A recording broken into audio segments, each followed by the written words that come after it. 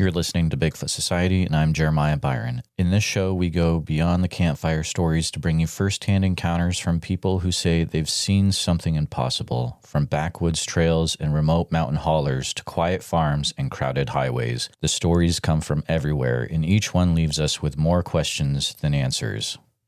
These are the voices of the people who've lived it, so settle in, because today you'll hear another account that just might change the way you see the woods forever. So stay with us. All right, Bigfoot Society, I've got the privilege of talking to Rob today. Rob is an individual that I got connected to over on Facebook, and he's been through some really interesting things. We're going to hear about some experiences that he's had tonight. He's been a researcher since 2004, and we might hear later about how he was on the show Finding Bigfoot as well, and maybe even some expeditions that he's been on. But Rob, welcome to the show. How are you doing today, sir?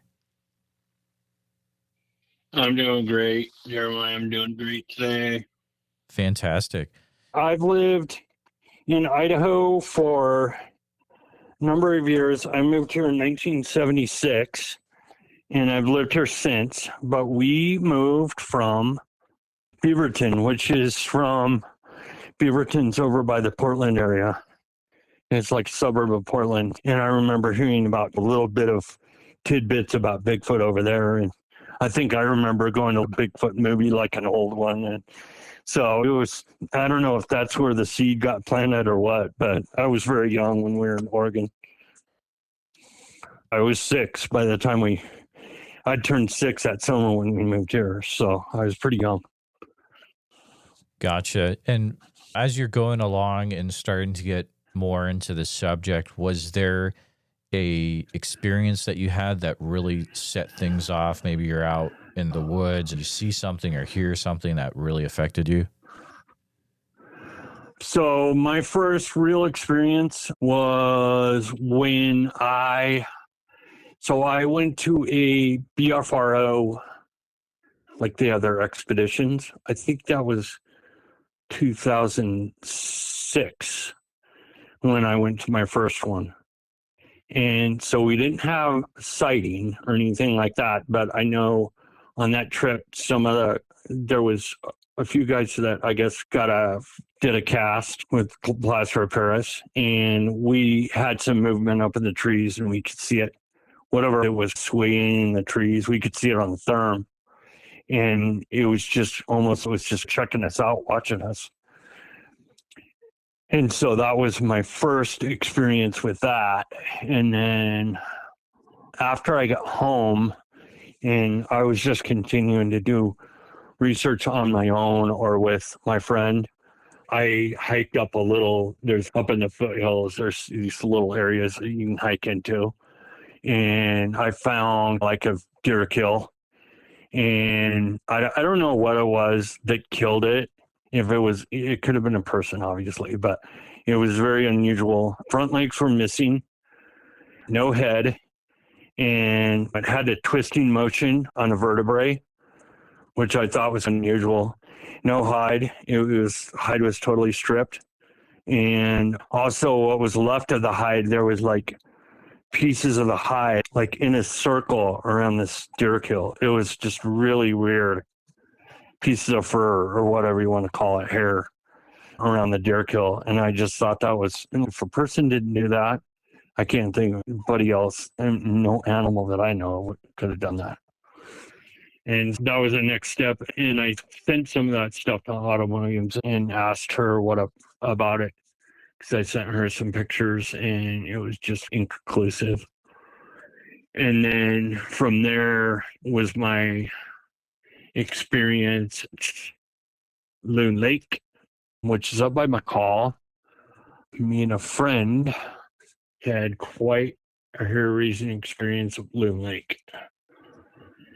And we ended up spending the night out there. We weren't going to spend the night. We were trying to hike in and out on the same day, but it's about a 5-mile hike. And if you don't get busy and keep a pretty good pace, you could end up getting stuck out there. So that's what happened on that hike.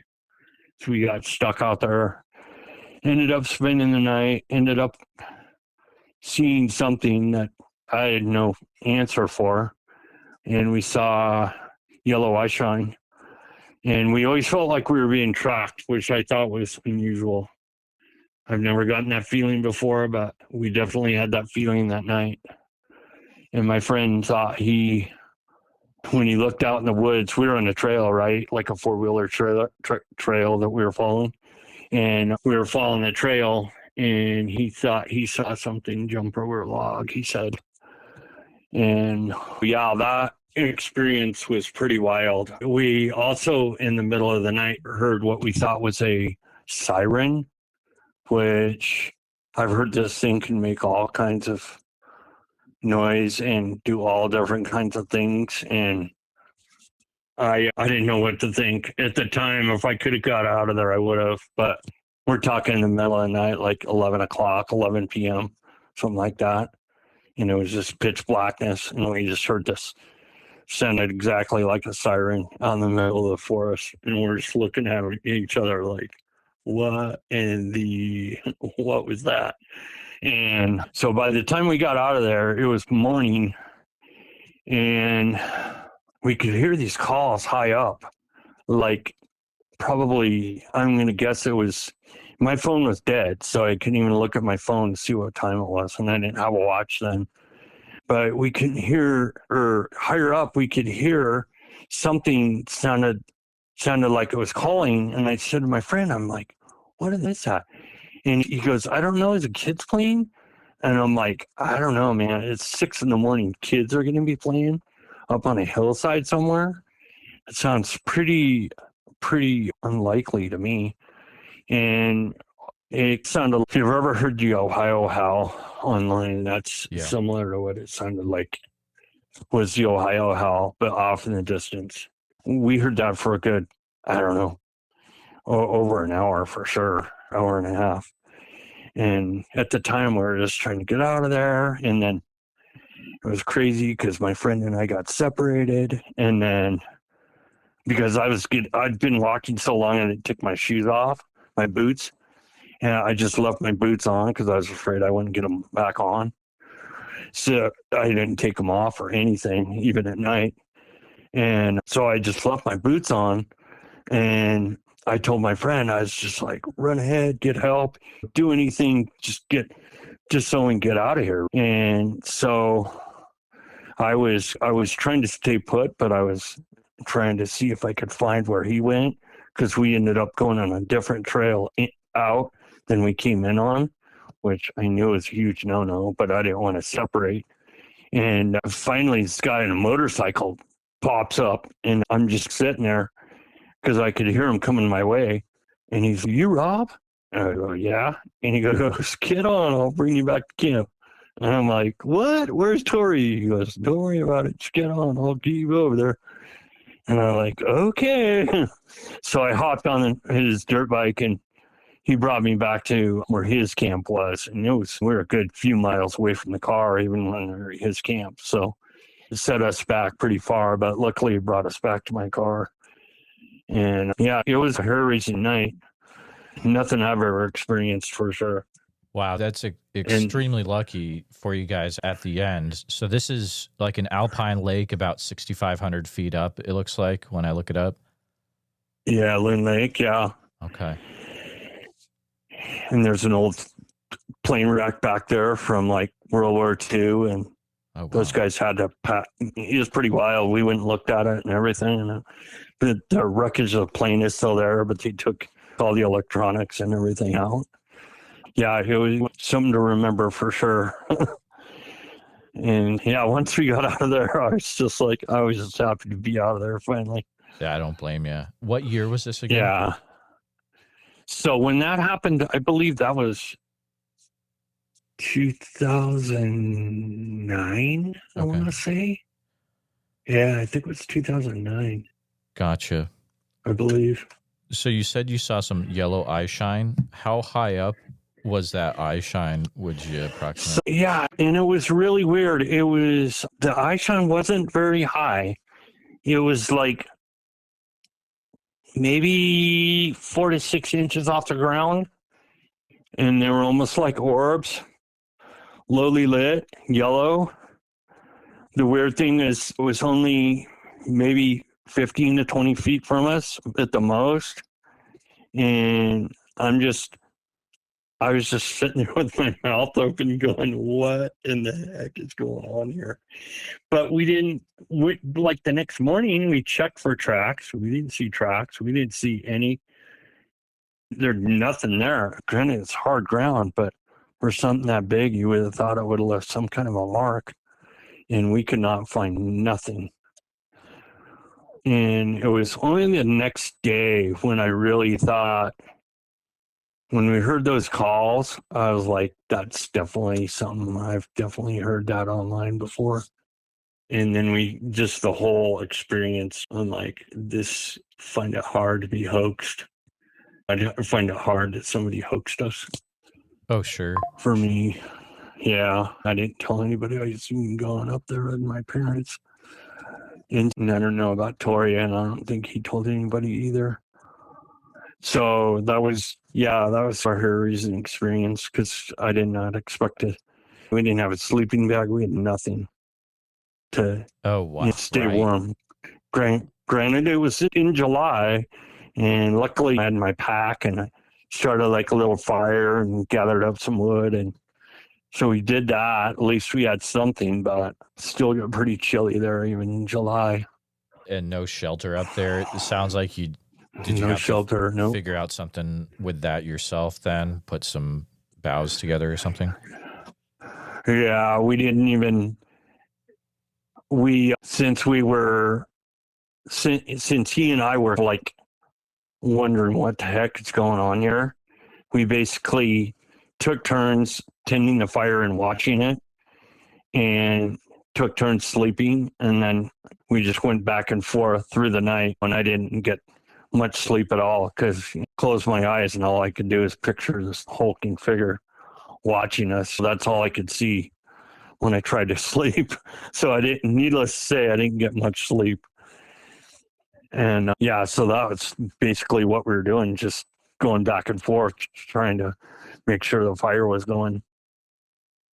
Absolutely, yeah. And so was this experience, would you say it was the time when you were pushed way past 100%? Yeah, there's something out there, or had you already gotten to that point in the BFRO expedition a few years prior? Yeah, I was, by the time, once I had the BFRO experience with the track casts and things like that, and hearing other people's stories, and coming across, there was even a couple of people that were like habituators, which means they knew somebody or they had experience with one that was ongoing, where there was almost like a relationship where they saw it often. And so hearing stuff like that really piqued my curiosity. But once we had this experience, I was like, okay, this stuff's for real. There's no question. Absolutely. See, having all the experience, I was just like, there's no way, this got to be the real deal. And that was my first BFRO. Were you saying you had... What's that? So you had connections with individuals that had habituation going on?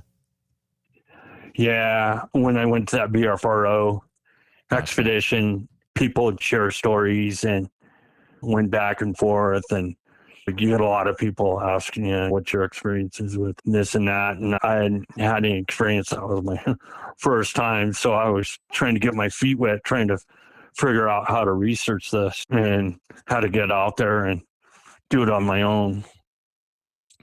So once I did that, then I did a few of those. And then I'm like, okay, I think I can grasp this to where I can go out and do it, and me have at least one other person. And because I used to go to Loon Lake by myself and nothing happened. I would always go to Loon Lake, always, because on the BFRO website was one of the areas where there was activity. So I'm like, man, 5-mile hike, but I think I can do it because I hike enough. I can definitely do 5 miles, but I was always going by myself. So one time I take somebody with me, and end up having this crazy experience. So yeah, that first expedition you went on, was that in Washington then? Yeah, that one was, so the first one was they call it Bumping Lake. Oh, sure. Yeah, if you've ever heard of Bumping Lake, it's known for activity. Bumping Lake, you go outside of Yakima and then you just keep going and it gets to a really remote area, kind of like how Loon Lake is. Get outside of town and it's really remote out there. Yeah.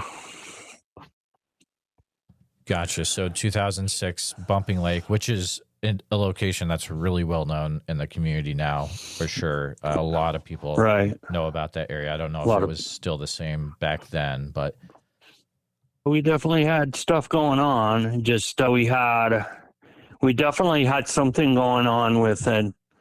We thought it was an owl, right? So it was weird though, because it was like, if one's an owl, there's something that's answering that doesn't sound like an owl to me. That was the only thing I was trying to figure out. It was almost like it was something that was trying to draw the owl in. And so for me, that had a question mark there. Like, I didn't feel like whatever was answering the owl was the same thing. Okay. And yeah, that's what made it interesting for me. And then seeing the figure in the trees, and he was swaying between two trees, just watching us. And I'm like, wow, this is pretty cool. Because I didn't have any experience at all. So I was just like, any experience I can get, it's a great thing. That's really cool. So when you were hearing that call back, when the owl would make the noise and you would hear something else, was it because it was too loud a noise that it threw you off, or? Yeah, so, yeah, I don't know. It was almost like we would hear an owl and horned owl or whatever they thought it was. And then I'd listen to it because they're like, yeah, that's what a horned owl sounds like. And then I'm like, okay. I hear it on one end, but then whatever is calling back, it was similar and the tone was about the same, but it seemed like it was a little bit off, like not quite the same as an owl, I didn't think. So there was a big question mark there as to what that really was. That, and it was weird. I got a low humming there too, a low, kind of like a vibration, like something I could really feel. I could even hear it, but some people just felt it. But it was really interesting area, really interesting. Okay, over there. So that's extremely interesting. So you were hearing a low hum noise? Yeah, low hum noise, and it was like, gosh, I don't know how to describe it. It was an even sound, but it was almost so low that not everybody could hear it or feel it. Okay, only some people could. That's really interesting. Yeah, some couldn't. And it was a wild, like when you get a ringing in your ear and you can't get rid of it. If you've ever had that. Yeah. When you get a ringing in your ear, it's like, why is it doing that? I've had that happen before. That's how this was. Like, I didn't know how to get away from it because it was to where I could hear it and I could feel it. And it's, God, this is so wild. Because I've never had that experience anywhere I've ever been. Absolutely. And so were you feeling it? Most people say like they feel it in their chest, or were you feeling it a certain way then? Yeah, I could feel it. It seemed like it was right at ground level at my feet. And it was like to me, it just felt like a low vibration. And then it was like a hum, like when you hum a song, and then it was just even, and it was just really wild. I don't know how to describe that because I've never had that anywhere else but there. That is really interesting to hear that brought up. This is almost 20 years ago we're talking about. Right now, people are really looking into that hum noise. It's being recorded all over the U.S. in different spots, and Chad and his guys are really looking into it. So it's cool to hear you talk about it in a situation that's almost 20 years back. Do you remember who the leader of that expedition was? I do. His name was Kevin Jones. Okay. Kevin was there. Yeah. He was there for that one, and he was there for I went on another one in Northern Idaho. He led that one as well. That's awesome. It was I've heard of him Kevin. and Kevin Jones, and then Mike Pierce was a guy that he and I became friends through the second one. He's from Spokane. Gotcha. So the second expedition, was that after the situation that happened in Loon Lake then in 2009? Yeah. So that was, man, I would have to look up the exact year, but I think it was like 2015 or 2016 when I did that. And it was just kind of like, it was a thing because I had a whole group of us, and a guy in the group asked me, would you consider doing this? And because they had one in Pocatello one time in eastern Idaho, and his name Brandon Tennant. They wanted to have him go out with them, and I guess it just didn't work out because he was getting married and he had a lot of stuff going on in his life, so he backed out. And then he handed it to another Rob that I know, Rob Fields. Well, that Rob turned him down, and then that Rob gave him my name. So then I'm like, I guess I'm down. I'll do it. Oh, so you were leading it then? That I was leading my own group, yeah. Wow. But I wasn't leading my own. I wasn't leading the BFRO stuff, but yeah, I was leading my own group, and we'd go out and we'd do stuff and see if we could get anything recorded or things answered. Because when in the beginning it was just me and Tori in 2004, and then once I started doing I did my Northwest Bigfoot page. Right. Then Facebook, it just started growing. People started joining up, and people were more interested in going out and seeing what they could dig up. And I'm like, okay, great, I'm down, because that was the whole reason I started the page, is to meet more people that would want to go out and do it. Interesting. So in this either 2015 or 2016, do you remember, were there any interesting things that happened in the Northern Idaho expedition? Oh, yeah. Okay. That one, that one was pretty interesting. A funny thing about Northern Idaho is they have a lot of stuff going on up there, but they don't get recognized as much for some reason. But I didn't have any sightings on that one either, but we did have activity. We did calls, and the minute we did the calls, coyotes, when we did the calls, we were getting answer to the calls because we were doing it on a speaker. So we got to get a call back. The minute that call would start up, the coyotes would just go off, and then you couldn't hear anything. Like the coyotes were so loud that you couldn't hear anything but coyotes. And then we did a night drive one night, and we went out. We were actually in Kevin's Jeep, and we had a camera up on top of his car. So one was pointing up, and then I was holding the one that was pointing back to see if something would pop out of the bush. And on that night, we did a night walk. And when we did a night walk, I was sitting down, and Mike was letting me use they call it bionic ear. So with that ear, you can hear a circumference of, I don't know how many feet, of probably at least a couple 100 feet all the way around you. And when I did that, I was just sitting there in the chair, and you can hear, it's so sensitive, you can hear something that's as little as just like somebody shuffling their feet and just walking around. So I'm trying to tell everybody, just, can you be still for just like a couple minutes or something? Because I think I'm getting something here. And I recorded what they call samurai chatter. And that's supposed to be like the way that they talk. They call it samurai chatter.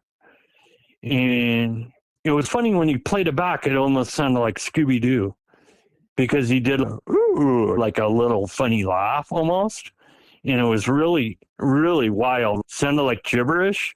And then it was almost like he did this giggle. And that was super cool. That was really cool.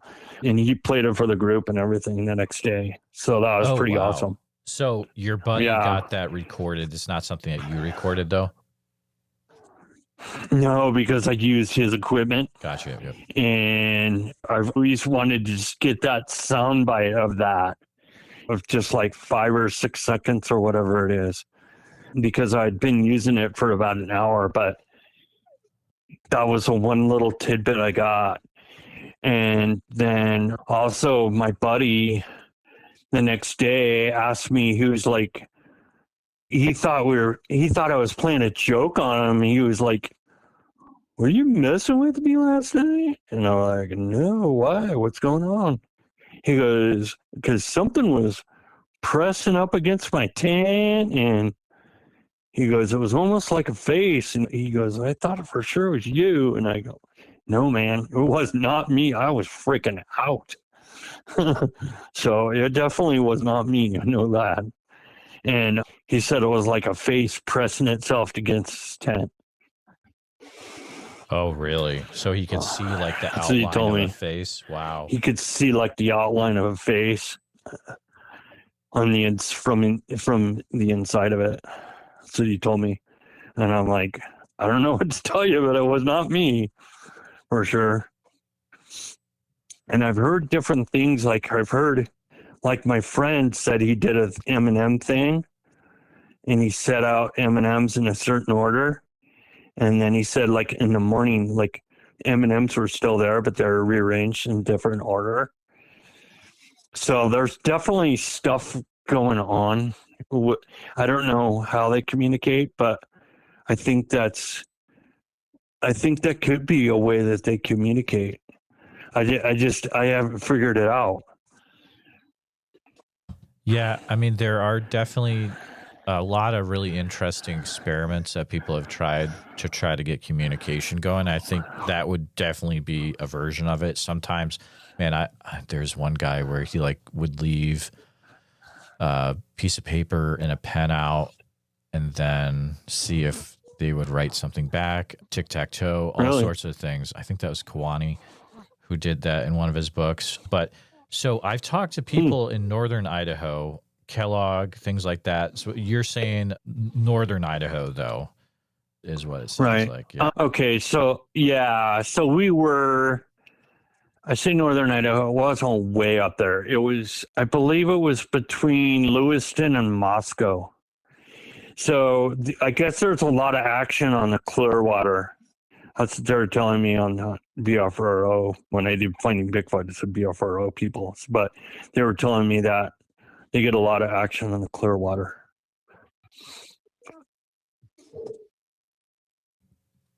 That's cool. That's cool to know. Yeah, we did go out there a couple of times. Gotcha. So when you were involved with Finding Bigfoot, then was that Idaho based? That was also Idaho based. We all met in Coeur d'Alene, that's almost the top, not quite, but it's up there. So we all met in Coeur d'Alene, and then from Coeur d'Alene we just zipped up and down, just went like all over the place. Because I had met, when Tyler called me, Tyler Balance, he called me and asked me if I wanted to do some stuff for the show. He met me in McCall, and McCall for me is 2.5 hour drive. So I think he was only a few hours north of there or so. So it was halfway for both of us. And then we just did a little night thing. He wanted to see if he could get any activity, but we didn't get nothing. And then in the next month or so, that's where we met, up in Coeur d'Alene. And I think I was there for 4 or 5 days, something like that. And did a lot of driving and stuff like that. And I was in the clip where they're outside of the casino. I was in that scene. Somebody, I guess, saw one in back of the casino up there, close to Coeur d'Alene. I was in that scene, and then I think I was in one other scene. But yeah, did a lot of driving for sure. That's cool. So you were going out with Tyler before the show started filming to try to drum up activity? Yeah. Okay. Yeah. Yeah, and come to find out Tyler was on that BFRO, the first BFRO expedition I went on. I guess he was there. Oh, that's cool. But I didn't know Tyler at the time. Yeah, he's at California camp. I didn't know him at the time, but yeah, that's where he stayed. So it was cool to find that out. And that from there I meet Cliff and everybody and Matt. And so it's cool. Oh, sure. So you have these really cool experiences being involved with a few BFRO expeditions and finding Bigfoot, but you're also going out a lot on your own. Was there ever a time where you felt like maybe you were able to get a sighting or something in close proximity outside of what you saw on the first BFRO expedition?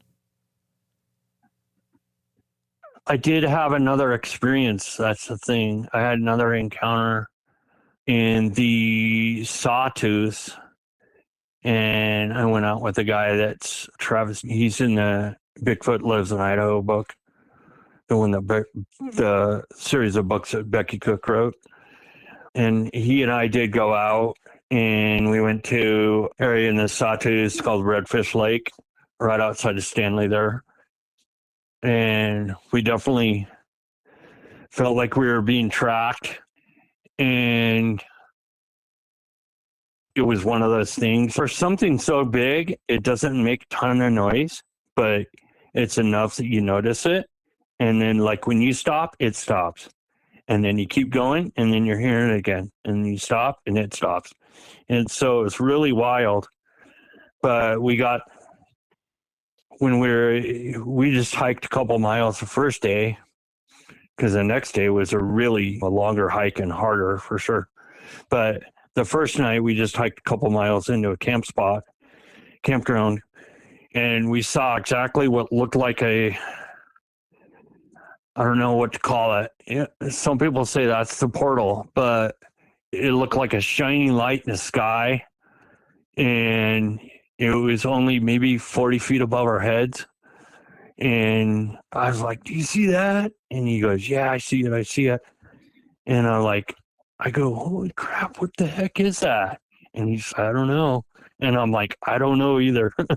And, that thing, but then all of a sudden that ball slowly drops into the trees and then just disappears. And I bet within 5 minutes, we see this figure pop out. It was just on the perimeter, just on the edge of the trees, right at the edge of the campsite. You see this figure, 2 legs, pop out of it, goes from one side of the trees to the other, and flash green eyes. And if you've ever seen Patterson Gimlin film, the form was perfect for that film, arm sway and everything. Flash green eyes at us. And I'm thinking, whoa, what is that? And the thing, it was taller than the first one I saw, slightly hunched back. I could see that it had a conical head, and it has a hunch when it walks. And then when it flashed green eyes, it just kept walking, and it just kept cruising. And that was the last we saw of it. And then we were up there. When we went up to the lake, second night, I got a whoop, and then I asked Travis. He goes, "No, I didn't hear nothing." And I'm like, "What the heck? You didn't hear that?" Because our tents were right together. So I'm like, he goes, "No, I didn't hear anything." So I'm like, okay, that's weird. I know I heard something right after getting into my tent and getting ready to go to bed and stuff. And here it is, whoop. And that was all I heard. After that, I think I fell asleep and I didn't hear any more. And that was it for experience. Yeah. Wow, that's incredible. What year was that, would you think? That was, I'm trying to think of what year that was. That had to be 2017, Okay. I believe. That was after my Finding Bigfoot stuff. I think it was 17 or 18. But yeah, I was always trying to do something every summer where I'd go out with somebody or do something or do like a camp out or whatever. So that was the one I did with him. And yeah, we had that stuff happened. And kind of interesting, that same area, there'd been a guy that had disappeared. This guy was by himself, though. He was solo. And he had disappeared on a hike. And I've talked to his mom on the internet, emailed her back and forth because they did a book on it. He wasn't from here, but that place is like a resort area, like a summer resort where people come in from everywhere and they work there for the summer and then they do their thing and then they go back to where they came from. And this guy was from out of state. And I think he was in an area called Grand Mogul.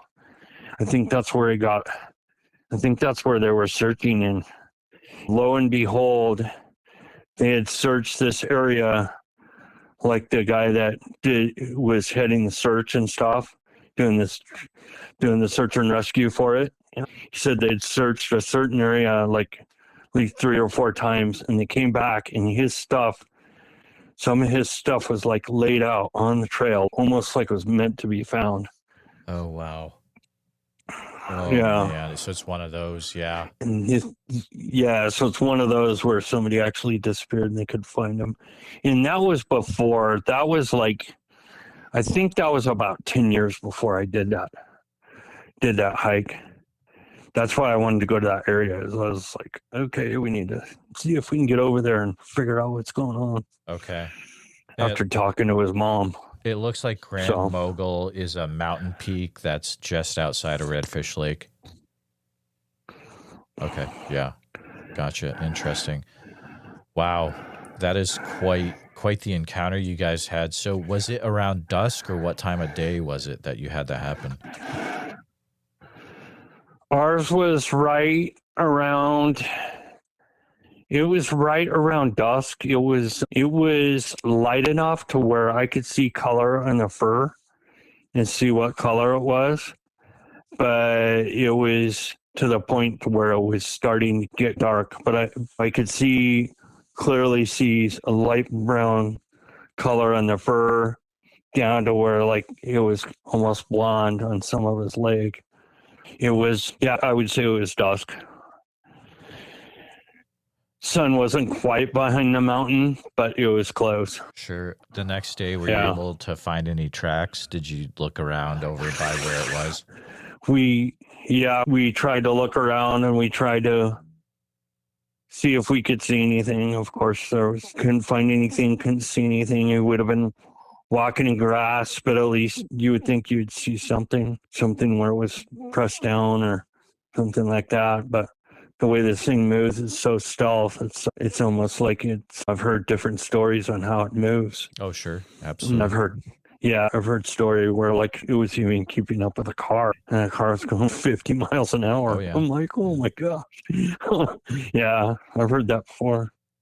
So you mentioned that you experienced the hum out in Bumping Lake. Do you think you've ever experienced anything that comes close to infrasound when you've been out in these areas?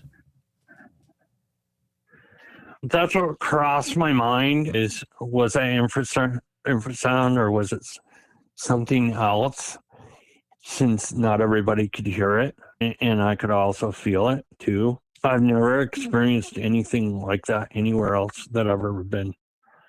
Going to the mountains a lot and being a skier, and never had that anywhere else I've ever been to. So yeah, I can't put my finger on what it would have been other than I clearly be felt It's just funny because when I had the experience of that hum and stuff, I was just like, I dismissed it. And then, of course, Kevin was like, is anyone else experiencing a hum or feeling anything? And I'm like, no freaking way. So I'm not crazy. Somebody else is experiencing it too. And then come to find out, there was a few of us that were having that. Because I thought I was going crazy. I'm like, what's going on here? I'm thinking I'm imagining it. Like, I was dismissing it. Wow. Was there ever a time where you were almost, it was like they wanted you to leave an area when you're on a, let's say, research trip, or there was any kind of aggressive interactions? Originally, when I got into this, I wasn't really afraid of going out alone and things like that. It was only later, probably I watched too much missing 411 stuff. I don't know, but yeah, I don't go out alone at all anymore. But yeah, I've never had like bluff charge, never had any of that stuff, never had rocks thrown at me. I would say that's pretty aggressive behavior if you ask me, if you're getting rocks thrown at you. But I've never had any of that stuff, so I'd have to say no. The only thing I know is like when we saw green eyes, I've been told, they said that means stay away or that means danger, from what I was told. Okay. Yeah, that's what somebody was telling me. So I'm like, yeah, I wasn't there trying to approach it. Definitely was quite the deal. It was quite the experience. Yeah. Rob, is this a thing you're still doing today, or have you backed off a little bit from going out? I still go out. I didn't go out really this summer. I went to Eugene, and I was hoping to I wanted to do more stuff. I did go to Walla with some friends and had a guy interview me because he's got a podcast and he's got a lot of followers. So he did interview me for the McCall one, and a group of us met in Walla for like Paul Freeman, the area where Paul Freeman did some casts, and Sure. he had a lot of sightings stuff in that area. He's a forest ranger. I don't know if you know of him, but yeah, that was the first time I'd been to that area. So that was cool to see that. Do you remember what podcast that was for? Jonathan's. He's got a name he uses like a handle or whatever, like Sasquatch, which isn't his real last name. It's Jonathan. It's Easley. Yeah, we're Easley. Yeah, that's what it is. We're good buddies. Easley. Yeah, he's a good guy. Okay, that's cool. Yeah, he's got. He's channel. Cool. Yeah, he's cool. Absolutely. Yeah, he's got a YouTube channel, and he goes out and does a lot of stuff with this kind of thing. Editor's note: Jonathan Easley's YouTube channel is Western Bigfoot Exploration, and everyone listening to this should be subscribed to it. It is incredible. Back to the show. So, were you also going out in Eugene then and looking around places out there? I wanted to in Eugene. I didn't. There's a girl on my page, Michelle, that I guess she's got an active area, and I was hoping her and I could meet, but it didn't pan out. So I wonder if that was because they got a spot over there. I wonder if that's Sweet Michelle. Home. Yeah, Michelle from Sweet Home. Yeah, from Sweet Home. Yeah. Yep. So I was hoping her and I could do something together. And I'm also friends with Jeff. I don't know if you know of Jeff Rohn. Jeff Rohn's a good guy friends. too. Yeah, absolutely. Jeff's a really cool guy. He's one of those guys. Flash of beauty. Yep, and he knows all about the Oregon Bigfoot Highway, and there's so many places near Eugene. Like I go to east of Eugene when I go out there. I go to Oak Ridge and that area, and it's just such a heavily active area. It is wild when you get out in the woods out there. It's intense stuff, but. Yeah, hopefully you get out there and you're able to go to some of those places with those guys sometimes. Yeah, it's for really sure. Cool. It's cool out there. But yeah, definitely. Yeah, it's great. It's great. It has a lot of camaraderie. I like that. Yeah, me too. And then it's a good way to connect, and it's meet a lot of good friends that way. I still talk to Cliff once in a while, all that kind of stuff. That's awesome. Rob, thank you so much for sharing some of your encounters from over the years. I really appreciate it. And do you mind talking for a few minutes about your Facebook group you have, Northwest Bigfoot, and if there's anything else that you would want listeners to know like that? Yeah, so Northwest Bigfoot, I know people listen to your podcast, so that's what got me interested in your podcast. Is I'm like, holy cow, McCall, what? And then, I was just like, oh, that's awesome. And McCall has a lot of history of activity, like even going back to the 60s. Oh, wow, really? Stuff that I didn't even know. Yeah, stuff that I didn't even know about. But a lot of activity there. Cascade has got some activity too, which is a little bit south of there. And yeah, so that's what got me interested in it. And it's nice to meet more people that might want to go out. And if they could take me to the area where they had their experience or that kind of thing, I would love it. That was the whole reason for my page. Absolutely. Yeah. So I will have getting groups together and things like that. It is all about people connecting, and I'll put the link for Northwest Bigfoot in the description so people can check it out if they are interested. But okay. Rob, thank you so much for sharing more with my listeners about Idaho and also Bumping Lake. And I appreciate you coming on the show today. Yeah. Thanks, Jeremiah. Appreciate it. Before we wrap this episode, I want to say something directly to a very specific group of listeners. If you're in the military, any branch or forces, and if you've seen something that no one can explain, or if you're a national park ranger or forestry worker who's been told to stay quiet, or if you're a pilot who's seen something strange down on the ground, or if you're with the FBI, a federal agency, or working intelligence, and you stumbled upon something you're not allowed to talk about, and if you're a firefighter, paramedic, or search and rescue responder who's heard screams or found tracks that didn't make sense, if you're in the logging industry, on a remote oil field, or a trucker with government contracts, and you've had something happen that you've never told a soul, and if you're a biologist, a wildlife specialist, or a field researcher under contract who has found evidence you're not allowed to report, if you're a pastor, a missionary, or someone on a spiritual retreat, and you saw something that shook your faith, or if you work in the shadows, CIA, NSA, or anything with clearance, and you've seen what the public hasn't, then I want to talk to you.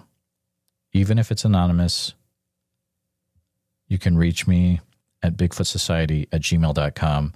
The world needs to hear what you've been forced to carry alone, and you're not alone. You've got the story. We've got the mic. See you in the woods. Thank you for listening to this episode of the Bigfoot Society Podcast. Every encounter we share reminds us that the world is bigger and stranger than we think, and that the truth is often hiding just beyond the tree line. If you enjoyed this episode, please be sure to subscribe to the channel on YouTube, hit the bell so you don't miss the next episode, and share this with a friend who's into mysteries, monsters, or the unexplained. And if you're listening to us on Spotify or Apple Podcast, please follow the show there and leave us a 5-star positive review, because all that helps more people discover the show. And remember, if you or someone you know has had a Bigfoot sighting, please, I'd love to hear from you. So email me at bigfootsociety@gmail.com and let's start the conversation. If you haven't gotten a chance yet, check out our membership community over at www.bigfootsocietypodcast.com. And that's where you can hear tomorrow's episode today, early and ad-free, and members-only episodes every week. Also, it's a place to connect with other people that are into the Bigfoot subject as much as you are. Thanks again for following along with the Bigfoot Society. Until next time, keep your eyes open, trust your gut, and never stop asking what else might be out there. And see you in the woods.